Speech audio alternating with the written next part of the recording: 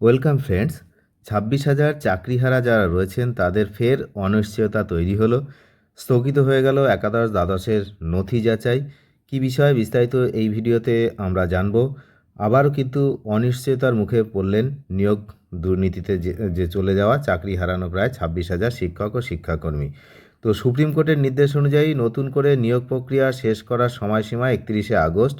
তার আগেই কিন্তু একাদশ দ্বাদশ শ্রেণীর শিক্ষক পদপ্রার্থীদের নথি যাচাইয়ের প্রক্রিয়া আচমকা বন্ধ হয়ে যায়। কি বিষয়? এই যে আপনারা দেখতে পাচ্ছেন একটা নোটিশ, এই নোটিশটা কি ছিল?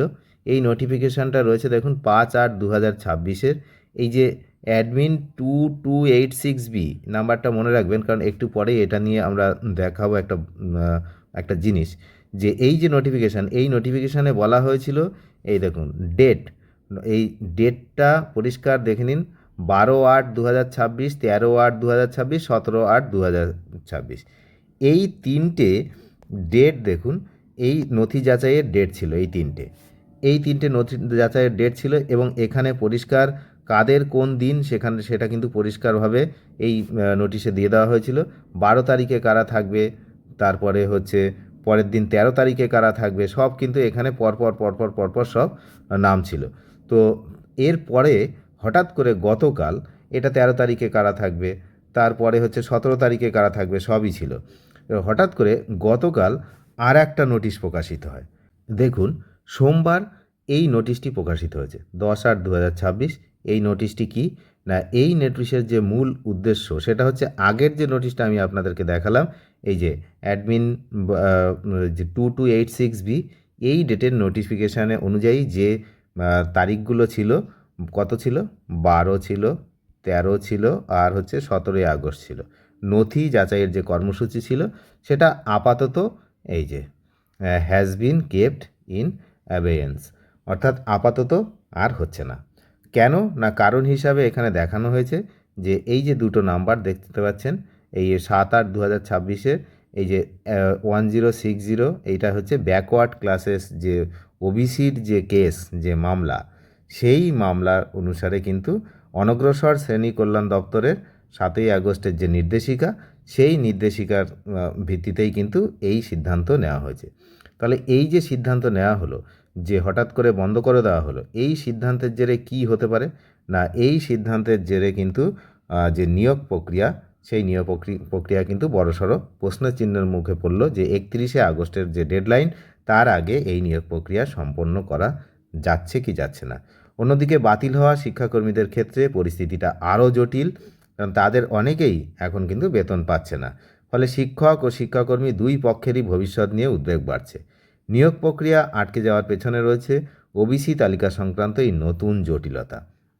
আপনারা জানেন যে 2010 এই যে 2010 সালের পর পশ্চিমবঙ্গের ওবিসি তালিকায় অন্তর্ভুক্ত করা কতগুলো না, 77টি সম্প্রদায়ের মধ্যে 75টি মুসলিম সম্প্রদায় ছিল বলে উল্লেখ করা হয়েছে। 2024 সালের মে মাসে দেওয়া সেই রায়কে চ্যালেঞ্জ করে তৎকালীন রাজ্য সরকার সুপ্রিম কোর্টে গিয়েছিল। পরবর্তীতে সরকার পরিবর্তনের পর বিজেপি সরকার ওই মামলা প্রত্যাহারের সিদ্ধান্ত নেয়। এর ফলে কী হয়েছে না, যে 2010 সালের আগের সমীক্ষার ভিত্তিতে স্বীকৃত ওই 66টি, যারা হচ্ছে 66 যেগুলো ছিল আগে, ওই তাদেরকে ওবিসি তালিকাভুক্ত রাখা হয়েছে। তো এই নিয়ে কিন্তু জটিলতা, এই পরিস্থিতি সৃষ্টি হয়েছে। এই পরিবর্তনের প্রভাব নিয়োগ প্রক্রিয়ার কিন্তু সংরক্ষণ সংক্রান্ত নথি যাচাইয়ের সেখানেও পড়েছে। ফলে একাদশ দ্বাদশের শিক্ষক পদপ্রার্থীদের নথি যাচাই আপাতত বন্ধ থাকায় নিয়োগ প্রক্রিয়া কিন্তু আরও পিছিয়ে যাওয়ার আশঙ্কা তৈরি হয়েছে।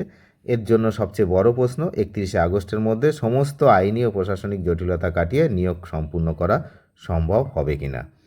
তো এই যে বিষয়টা নিয়ে কিন্তু আন্দোলনকারী যারা শিক্ষক রয়েছেন তাদের দুটো বক্তব্য রয়েছে। সেটা হচ্ছে, তারা বলছে যে নিয়োগ প্রক্রিয়া প্রায় শেষের পথে ছিল, কিন্তু এখন কেউ নিয়োগপত্র পায়নি। তো যাই হোক, এখন এই ঘটনা যে হয়েছে, এবার কিন্তু এ দিয়ে দুটো কাজ করা যেতে পারে। মূলত দুটি সম্ভাবনা কিন্তু রয়েছে এখন সামনে। সেটা হচ্ছে নির্ধারিত সময়ের মধ্যে নিয়োগ প্রক্রিয়া শেষ করে ফেলা, অর্থাৎ 31শে আগস্টের মধ্যে তড়িঘড়ি করে শেষ করে ফেলা। আর তা না হলে এই যে ডেডলাইনটা রয়েছে যে 31 আগস্ট যে ডেডলাইন রয়েছে, সেই ডেডলাইনটা কিন্তু বাড়াতে হবে। তার জন্য সুপ্রিম কোর্টে যারা হচ্ছে রয়েছে রাজ্য সরকারের বা এসএসসি, তারা যদি আবেদন করে বাড়াতে পারে। এছাড়া কিন্তু হাতে আর কোনো উপায় নেই, কারণ মাইনে কিন্তু তাদেরও এই 31শে আগস্ট 2026 পর্যন্ত পাওয়ার কথা ছিল, তারপরে কিন্তু আর পাওয়ার কথা ছিল না। সুতরাং এখন এই সমস্যার মধ্যে রয়েছেন হচ্ছে চাকরিহারা শিক্ষক, শিক্ষিকা এবং শিক্ষাকর্মীরা। অনেক ধন্যবাদ শেষ পর্যন্ত দেখার জন্য। নিয়মিত আপডেট পেতে অবশ্যই চ্যানেলটিকে সাবস্ক্রাইব করে সঙ্গে থাকবেন। Thank you.